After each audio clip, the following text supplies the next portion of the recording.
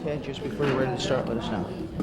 Whenever you want. Well, it's about time, isn't it? To your cue, yeah. I mean, there's nobody else going to start us, so it's just... How's the technical crew? Okay. We'll have the ceremonial pouring of the Pepsi, which isn't...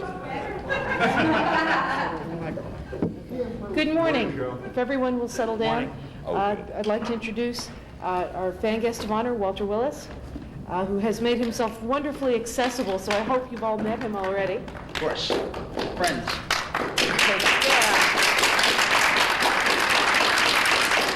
And Ted White, who's going to conduct an interview of Walter, which I hope everyone will enjoy very much. Okay. Now, basically, the way this works is... Ted, we got one other thing now.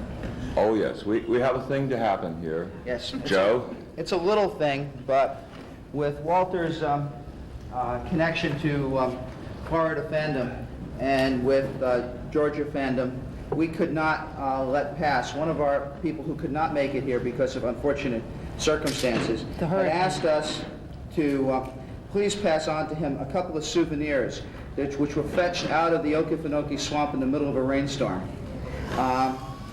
Jerry Adair had gone in and found you a little souvenir of the Okefenokee, and we would like you to have that little bit of true swamp water, since we're down here and it fits in so much with our tradition. And There really needs to be a beanie propeller thing. yeah, well, they don't sell those in the swamp. For external use only. Yes, don't take any sips out of that. It's not good as a chaser. And we'll let you have this one. Thank you all. Enjoy.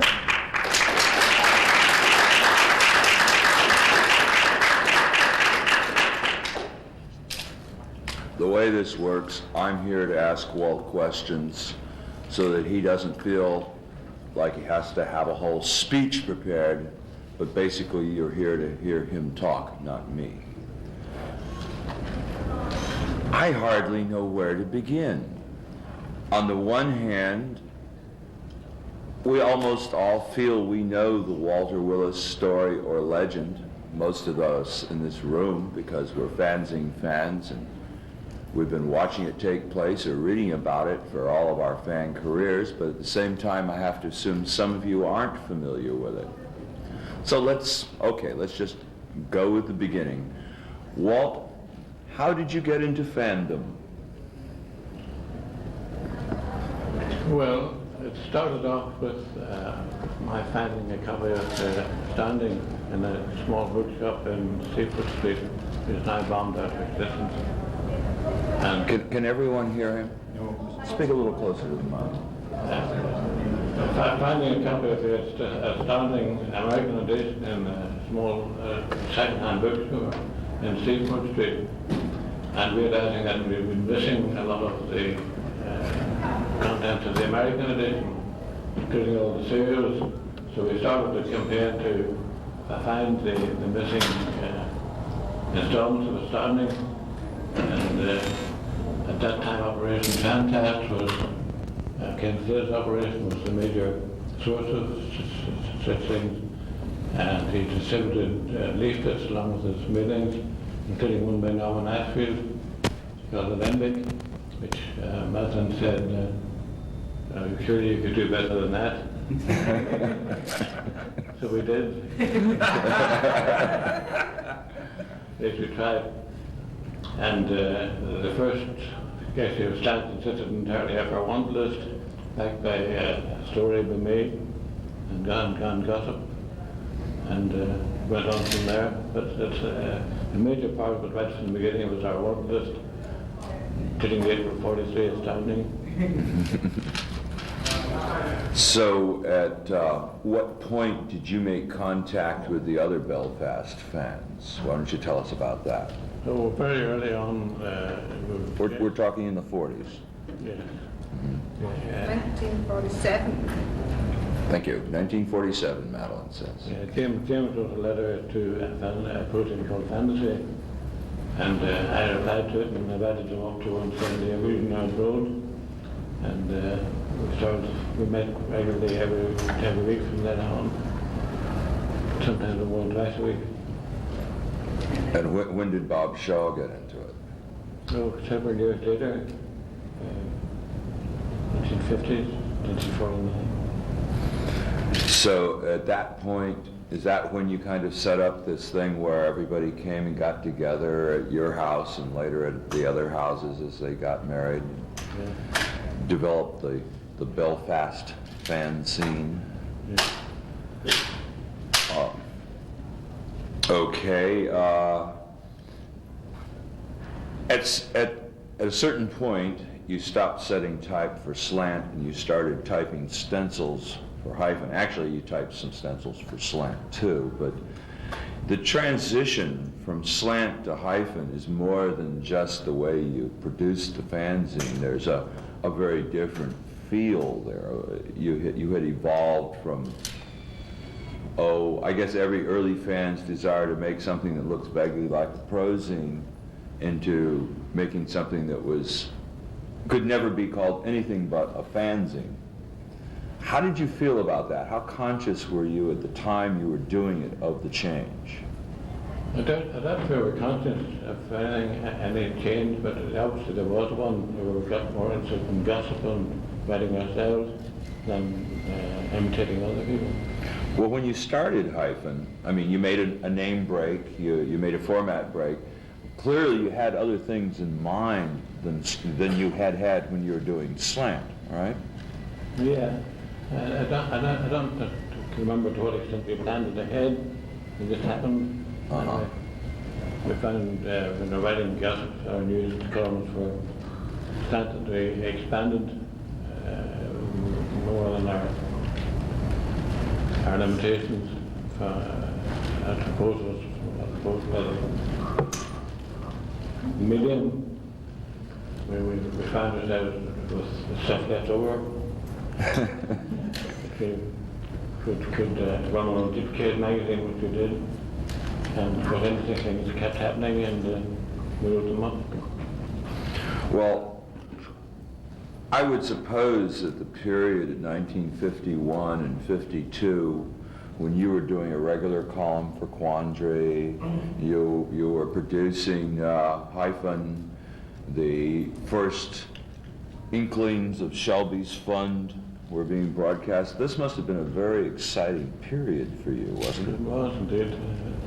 It's quite a taxing period. I was doing a lot of things for a lot of fanzines at the time. Did you not refuse any request? No.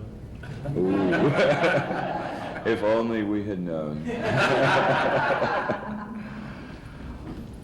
So you were on a heavy load of fanac at the same time that you were holding down a job and raising a family and doing all of those things. What gave? I mean, when you had to make a choice, did you make a choice to go with hyphen or a fan article, or did you make the choice to do something more mundane? Well, must have gotten tight. Yeah, but the fanac really took first place, especially when we were going to America. It was a major commitment. Well, how did you feel about that commitment? I get the sense that it kind of loaded a big responsibility on your shoulders. Yeah, I felt that, yes, very much so. But it's worth it. Well, from our point of view, it was worth it because you produced the Harp Stateside. And I don't know how other people feel, but as far as I'm concerned, that's still the best con/trip report that I've ever read.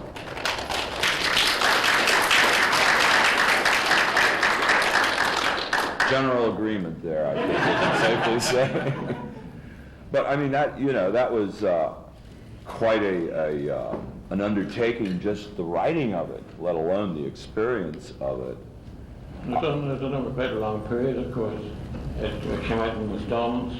Did you keep detailed notes? How did you remember it all when you were writing the later parts? Well, I had perfunctory notes in the notebook, sometimes only a sentence or two, a month to reconstitute the day from that. Well, why don't you tell the audience a little bit about something that I was peripherally involved with in the 60s, which was the several different versions you wrote of Harp Stateside with an eye towards getting a professional publication. I never wrote anything with the view to having it professionally published. Well, you did write a mundane version of the Harp Stateside that you sent to Terry Carr, right? Yes, that's true. But it didn't turn out very successful, and they abandoned it. Well, I read that, in manuscript, and I always felt that basically you took out all the good parts by taking out the Fanish parts. On the other hand, he did commission from you a book on Ireland that you did write and that he did publish. Want to say anything about that? Well, it came at a very awkward time because I just totaled my car and had an empty magnet I was very fond of, and I'd stopped. I'd been to the Road Safety Congress, in which they recommend that people stop insuring their cars comprehensively. So I stopped doing that, and so I had no way of replacing the car. The Terry's offer was an opportune moment to get the money for a new car, which I did. Well, it was also serialized in part, I believe, in Bergeron's Warhoon. Yeah. And didn't hurt from it. That was a book that you could read in a fanzine or outside of a fanzine. Has everyone here seen or heard of Walt's Ace book? Okay, it's probably out of print by now, but possibly in the Huckster room. I saw one just the other day in the Huckster room. Did you? Where? I guarantee it's gone by now. Anyone wants to read it, Donegal Public Library has a copy.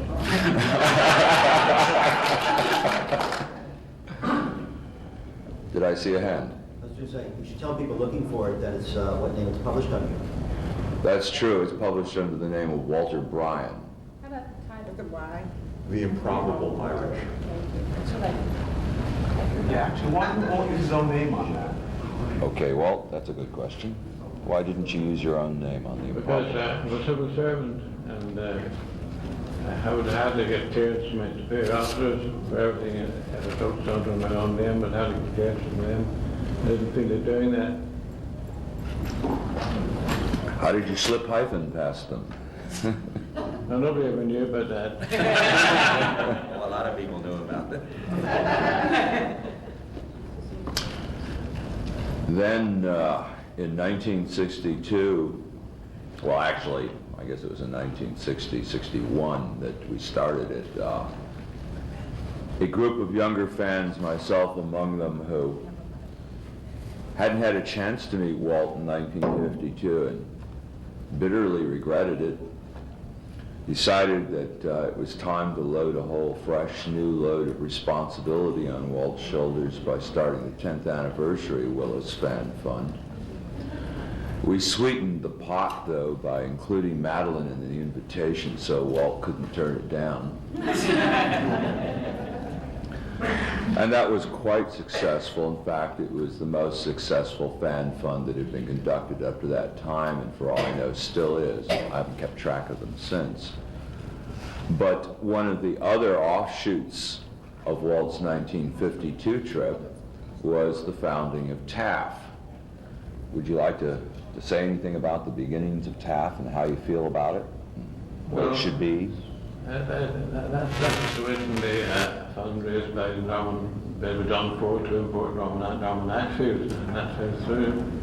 And we took over the outstanding balance and stood open for public subscription as were the general elections, as you know, the whole of Fandom. And it went on from there. as it is now, it's virtually the way I started it. In spite of everything. Yeah. How do you feel about Taff? Are you proud of it? Yes, I'm very proud of it. It's one of the success stories of fandom that has made its way entirely through the fandom's typical anarchy. Somebody said the other day fandom was the only example for a working anarchy. And both the case of Taff and Fatma, that seems to apply. Of course, we get it up to a certain point, and the way to tradition carries it forward after that point, I suppose. But yes, I completely agree with you. I would say that you are one of the great idealists of fandom, even though you've never promulgated an agenda for other fans except metaphorically in The Enchanted Duplicator. But you've practiced a level of idealism that, to me, kind of sums up what fandom ought to be. What are your own thoughts? I mean, I don't suppose you introspected while you were in the thick of things, but looking back on it, what are your thoughts about your fan career and what fandom should be and means to you? Well, I see it as a sort of extended family. Somebody said it's like a village that they're born in and have fond memories of and always come back to it and we're welcome. And I felt that way in fandom.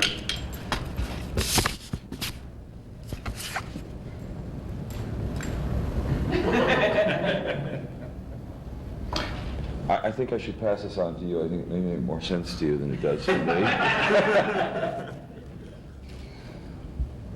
Does it? Yeah. Okay, good.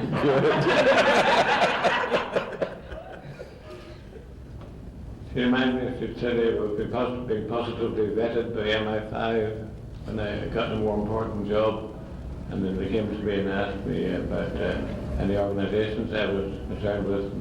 At the time I hadn't been in fandom, so I didn't mention it.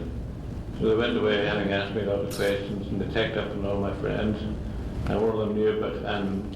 And they came back to me and asked me, what's this fandom thing? And I tried to explain that it was science fiction fandom and social grouping associated with it.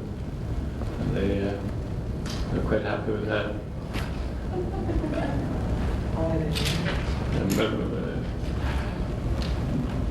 Madeline's reminded me that Brian Aldous is involved in this because I think that the MI5 heard of fandom through him. He has a book in which he mentions coming to a convention and being told that Walt Willis is here.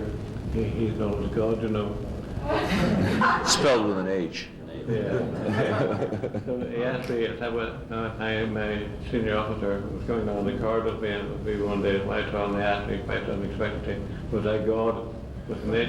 I had to explain it all there and then. That must have been very embarrassing. He had come across this in the Knock Public Library in Belfast. This book by Brian Aldous, and he wasn't able to find it again. But I found a copy through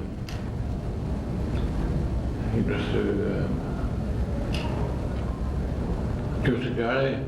Came upon a reference to it.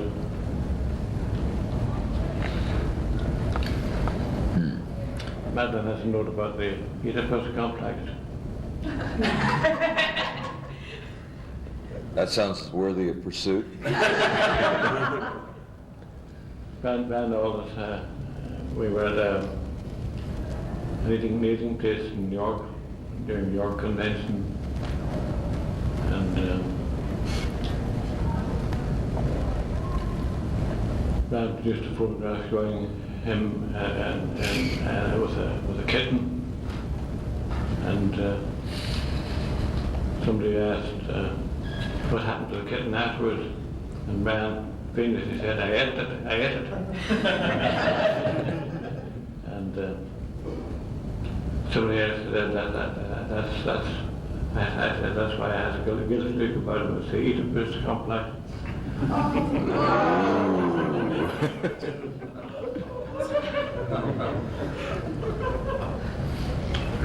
Have we exhausted Madeline's notes? More notes, please, Madeline.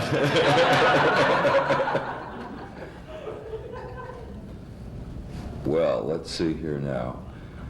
Obviously, the thing is to get you to tell some more stories about things like this, but I'm not sure I know what the stories are to ask you about. Good. Sure, why not? You want to tell us any stories about the game of Good Mitten? I understand that actually started before the Spanish version did? Yes, it started off in the office in Stormont where I used to work. My boss put me in charge of salaries and pensions branch with the local government of the salt mines. It was very dull work. Before the computers were all done by hand, as it were. And I was in charge of the room, and I declared a free period every morning and every afternoon around about tea time, when we would enjoy ourselves and went back to work refreshed. And one of the games we inaugurated was Goon. And I heard later that it made its way through the civil service and was last heard in the Ordnance Survey Division, several miles away from our sergeants. But the version that we played in 170 Aberdeen Ireland Road was hallowed by tradition and had a proper set of rules made out. For instance, James was developed a form of service which involved projecting the shuttlecock straight at the opponent's face. It was a deadly weapon because people were carried away. It became very strong. So we made a rule that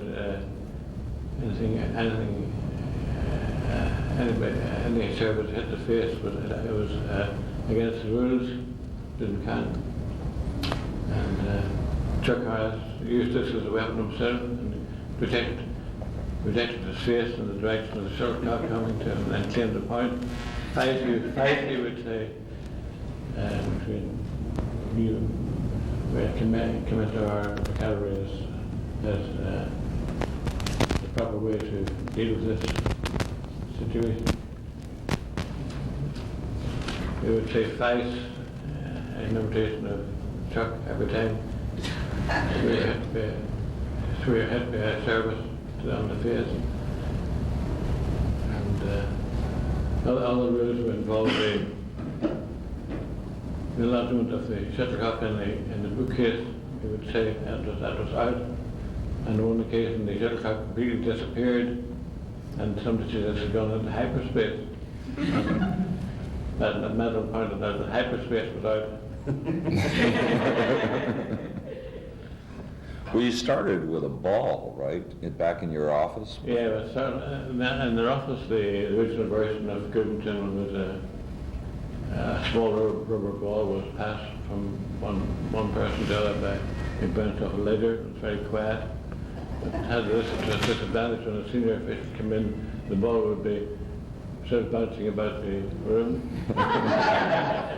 Whereas Goodington, nothing was visible except to the heated to the senior officer, except members of the staff were standing when it was first read about them.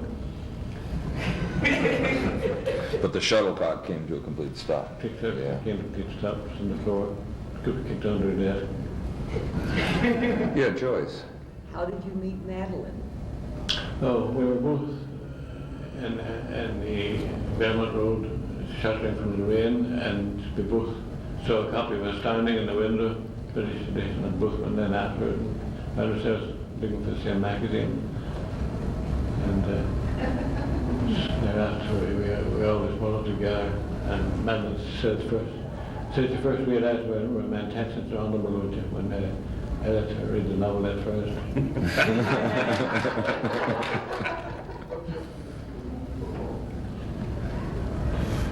Did anyone else have a question they wanted to ask Walt? Several. Mike. Maybe Walt could tell us how he preserved the Magna Carta? Sounds like that was How you preserved the Magna Carta? Oh. I've forgotten that.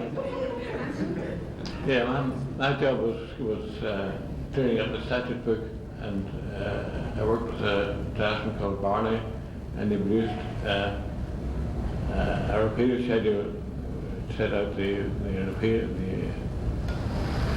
Act of Parliament repealed by the Enforcement of Judgments Act 1969. And among them was the Great Charter 1215. And I said, Barney, you're not going to repeal Magna Carta? He said, yes. It's superseded by my provisions for Crown proceedings under the Enforcement Judgment Act, so it's not necessary anymore. It's probably the task of very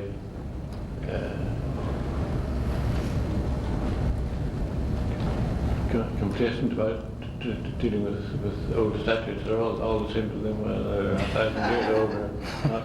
So I struck out Magna Carta after it was repeated schedule. I didn't want to be responsible for repeating Magna Carta. Arnie, Yeah. While you've been more or less active since you got into fandom, you've had some, I guess, 3 periods of fairly high levels of activity, the early 50s, the late 50s, early 60s, and I guess the last few years with the Enchantment and Beyond the Enchanted Duplicator. I guess you've achieved almost everything and anything anybody could hope to achieve in fandom. So my question is, what is it that keeps you coming back to it, that keeps you doing fanzines, writing articles, when there doesn't seem to be any more worlds to conquer in that sense? What is it about fandom that just has held your interest these 40 years? Well, it's like I said, like a village that you were born in and are familiar with and can come back to, and you feel at home in it, and it's always there to come back to. Well, we're not going to let you emigrate from the village, I guess. You'll never escape from the village.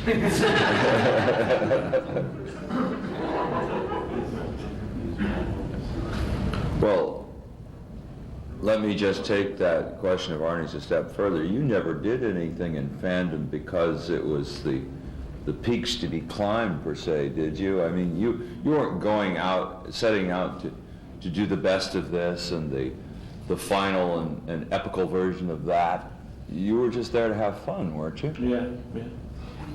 And as a coincidental byproduct, you just happened to produce the Enchanted Duplicator, hyphens and Harp Stateside and all the rest of that. But I guess the key is fun. Yes, that's right. There's no alternative but to produce a Harp Stateside. Once I thought of it, and then same with the Enchanted Duplicator, once I thought of it, it was halfway created. Well, this gets us into a can of worms that perhaps I shouldn't open, but Go ahead. beyond the Enchanted Duplicator, how do you feel about that? I mean, I personally don't think it's nearly as good as the Enchanted Duplicator, but what was your feeling about it? Are you happy with it? Do you feel that you did what you wanted to do with it? Yes, the original. My original version of it was all different from the way it turned out. Because James went ahead with a version which was similar to mine, except his was a town-based version of it, and that two fans became specialists in conventions through a very lowly operation with one of the bus companies, whereas in my version, fans became used their fantasy experience to become prominent and successful in mundane life. and it was an upbeat version of James's version. Well, this brings up a related question. Exactly what did each of you do? I mean, in the final version, how much is yours and how much is James? Did you do drafts and rewrite each other, or did you each simultaneously start out with things and then reconcile them, or what? Well, James did a complete version of the thing, which is about half of the volume in words that was eventually to prove the length of the book. And I started to rewrite it and found it impossible to do other than transcribe it onto my own computer, and found it was getting away from me. That is, the beginning of it about the revisiting of all the scenes of the intended duplicator itself was mine. And it wasn't until they convinced themselves that James came into it. And thereafter it was mostly James was writing with me, reinterpreting it. So that in a sense we collaborated, but not simultaneously, but one after the other.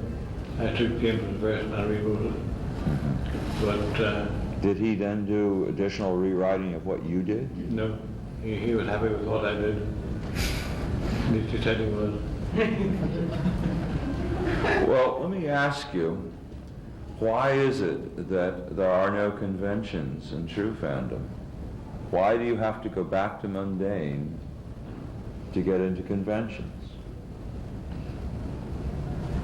Because surely conventions were a part of the original concept when you wrote The Enchanted Duplicator. I mean, as he's going in, he's going through some convention experiences. Yes, but conventions nowadays are held in mundane, and fandom is foreign to mundane. It seemed to me that Proofman, for instance, lives in between true fandom and mundane and visits to both. Right. And it seemed to me that true fandom was bound to do the same if he was going to specialize in conventions. Maybe that's where I start having problems with it. I don't know. Because to me, the original Enchanted Duplicator is very much a state of mind. I mean, you don't really have to go physically from mundane into true fandom so much as you have to go mentally from mundane into true fandom. And it doesn't seem to me that there shouldn't be possible to have the convention experience as part of that. But that's just an argument. Ever the critic. That's very interesting to see how you actually produced it. How did that compare with the way that you and Bob Shaw worked together on the first one? No, we didn't work together. Well, he started it and you took it over? He wrote two chapters and I took it over and wrote the rest of it. But in the sense, the original inspiration came from Bob. And taking the bit about the Enchanted Duplicator is one of the two fans to handle. That was Bob's idea, the basic aim to which the whole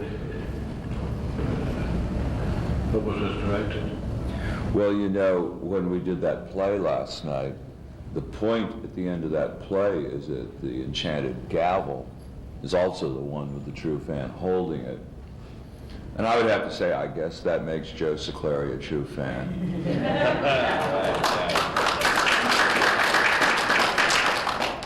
By definition there, yes. I'm kind of disappointed that that didn't crop up as any kind of a theme in the Beyond the Enchanted Duplicator. Well, maybe if it thought about it would have. So was it Jerry Kaufman then who came up with that? Yes, Joyce. You had your Madeline, and I'm curious why you didn't have Joe Fan find a true fanish girl to be his partner? Well, I thought about that. There seem to be introduced so many problems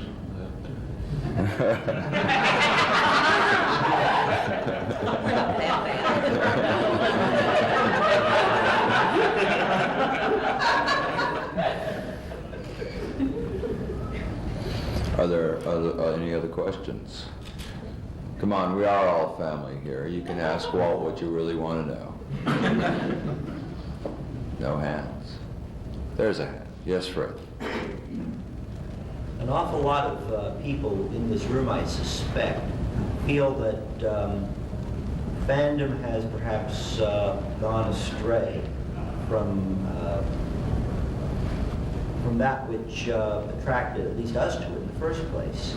I'm wondering if Walt shares that view, and if he does, what he thinks perhaps might be done to nudge things back on their right track. How do you respond to that? Could you repeat the Well, basically, that's Fred Lerner, by the way, if you remember him Yes. from 60s. When he was active in fanzines, and Walt would have known of him. He says that he feels, a lot of people feel that fandom has somehow gotten off track or gone astray. Do you share that opinion? And if you do, what would you think should be done about it? I think fandom has grown in numbers, and the numbers have produced new variations of fanic. But I think the basic fanishness is still there and can be reawakened. For instance, in the attempt to duplicate or beyond the attempt to duplicate and bring in fluxing seems to be a legitimate extension of fandom, and all the others. Only if you like it. So you don't really see fandom as being off track. You just see it as having more aspects. Yeah. Yeah, Moshe. When I first met Walt and Madeline at Tropicon when they were last in Florida, I think I embarrassed Walt by telling him that meeting him was like meeting somebody out of the Bible. This is God. And by that I meant in the sense that, of course, he was one of my great Spanish heroes, something I admire tremendously. I was wondering who else in the course of his fan career he came to admire and respect, especially in terms of their Spanish accomplishments or the Spanish examples they set. Good question. Who do you admire?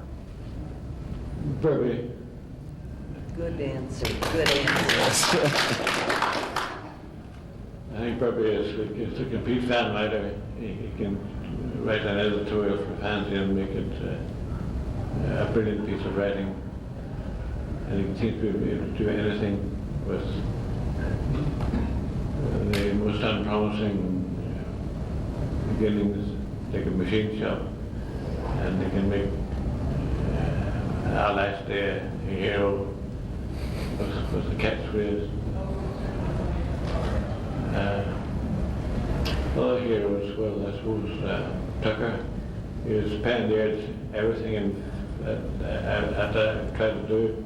He invented the fan fiction, and He brought humor to fandom. yes, he did. Well, now, humor is a really big component in what you've done pretty much throughout your career. Do you think of yourself as a humorist? Well, yes, I think the try and make things humorous if they have humor lived in them. It's a comparatively easy thing to do. For you.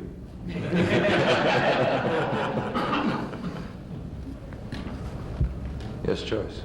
Food has always figured very prominently in the reports of Irish fandom. What kind of food do you see that Joe Fan would eat? Not lettuce. You don't feel you're reaching with that question?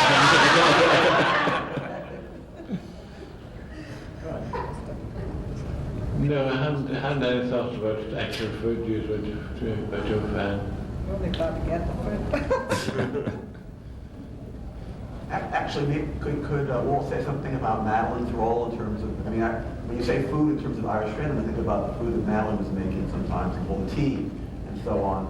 That seems to have been, I think Joyce is right about that having been a major component, is always there in the background, sometimes in the foreground of the stories that we've heard. It's a true Spanish diet. Madeline's contributions to Irish fandom.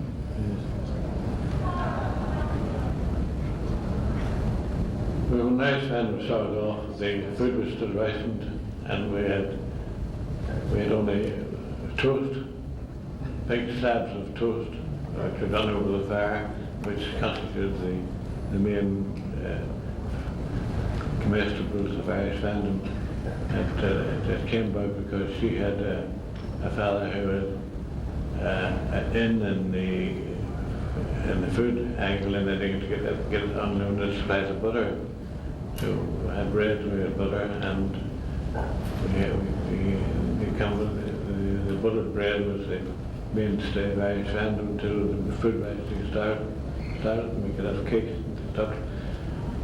Since food rationing stopped, we could have cakes and things, and then she started coffee kisses and various other toothsome delicacies, and this spread rapidly through the ranks of Irish fandom, and the ladies began to vie with each other in the production of ever more ambitious dishes, and the food wars began. That must have been delightful for the bystander participants. But it got to be an illness and the women, so the men got together and issued the ukases that there should be that the food war should stop. And it did. But it kind of leveled off, right? I mean, it didn't stop precisely. The food wars have not stopped. I can speak from personal gratification. Yes, Arnie. Well, as Ted said a few minutes ago, obviously, Walter, you're far from being what you might call a fanish striver, setting goals and so forth.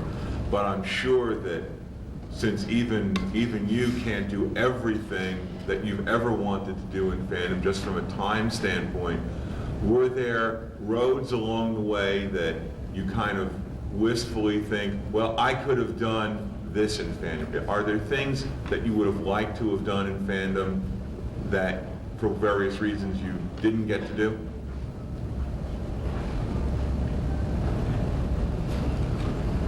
No, I think we did everything.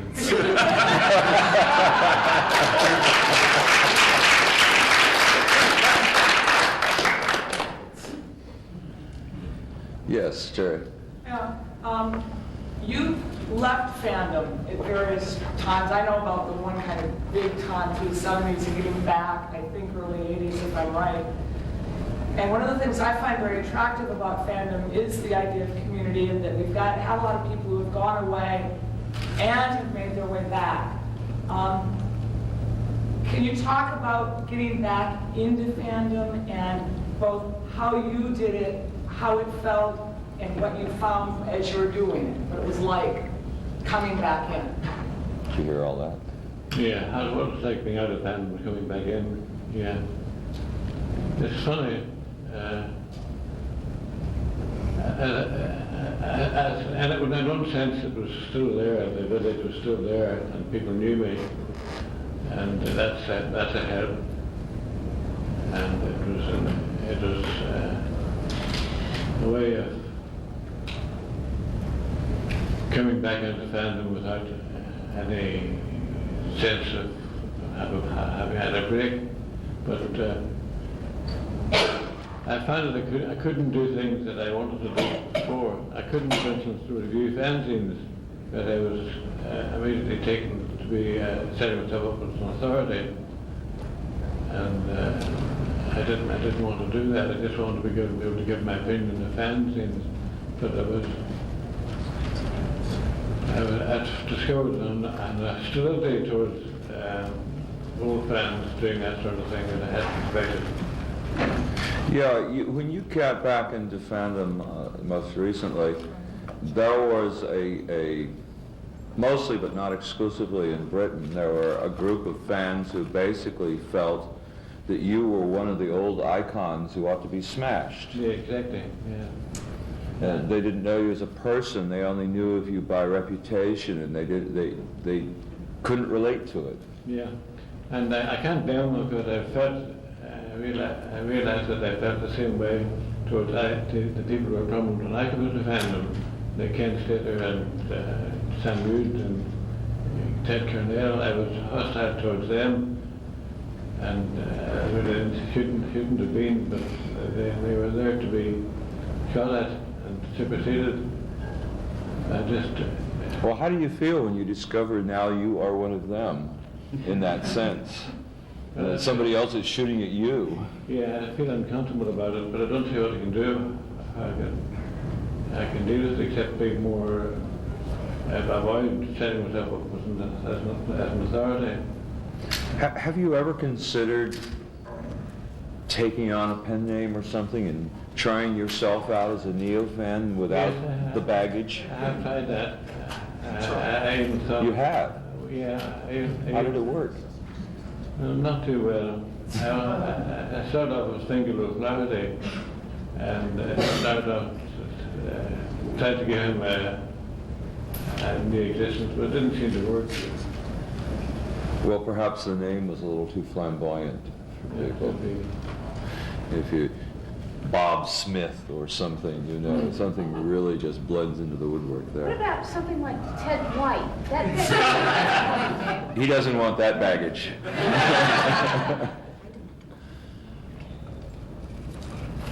We have, oh boy. A Madeline grab. This is from Madeline? Okay, I'll pass it directly over. Her husband can read her handwriting.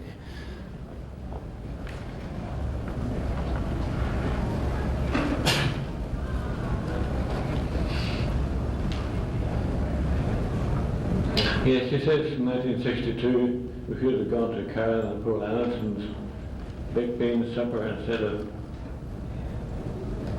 staying with our friends. And she pointed out that Barry Cruz are also fans at heart. Or at least some of them. Do you want to elaborate on that note, or is translation sufficient? I think that's it. We didn't expect Karen Anderson to behave like a jealous fan, but she did. Well, Karen Anderson was much more a fan than Paul was in that period, in that she was active in FAPA, stuff like that. And Paul was always a fan at heart. Probably still is. Yeah, Dan. Walt, you said a little while ago that you admired Charles Berge. How from Ireland, so far away, what did you think of Laney and the commotion that he caused? What did you make of Laney? Oh, I spent some years nerving myself to take a feud with, have a feud with Laney, because I saw him as a sort of anti-Burby, and he's somebody who should be taken on and disposed of. And I remember he used to issue Fandango Thughead Awards, and I towards the end of his career, I awarded him one for sticking up stamp collecting. But he never took the bait. I was trying to maneuver myself into a situation of strength, feeling was gaining, but he never took me up on it. So how do you feel about him now in retrospect, looking back at what he accomplished or stood for, or the trouble he made? Does it look different from the distance now than it did when you were observing it as it was happening? How do you feel about it now as opposed to early 50s? About Lenny? Yeah, what is your perspective now? Has your opinion changed of what role he was playing? Well, I think he was, I think his role was definitely pernicious, that his feud with Ackerman was unfair, and he should have been called on it. But nobody seemed to do it, and he got away with it. Now he still gets away with it. As we is a popular, almost an icon of the Fanzine world, and it really has never been attacked the way he attacked the people and Sometimes I've thought about it. Well, we just got the signal that we're going to have to wrap things up here. I personally think there's a little more time. Do we have any last questions? This is your last chance to ask Walt a personal and embarrassing question. He is not obliged to answer personal or embarrassing questions, but you could ask. Anyone? Was there some? Yes. What did you think about the golf course? How did you like the golf course? Oh, it was very good. It was brilliant. It was brilliant. We hadn't ever seen one personally designed for me. Have you played it?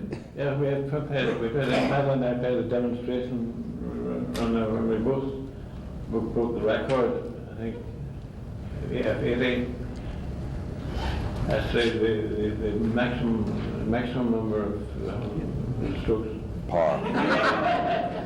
Yes, Arnie. Well, kind of following up on your discussion of Burby, what is your favorite fanzine? My favorite fanzine? Yeah. I think it was the Insurgent Issue of Spacewalk. That's a good one. That's a good choice. Yeah. Well, on that note, I think we'll wrap things up. Thank you very much, Walt Willis.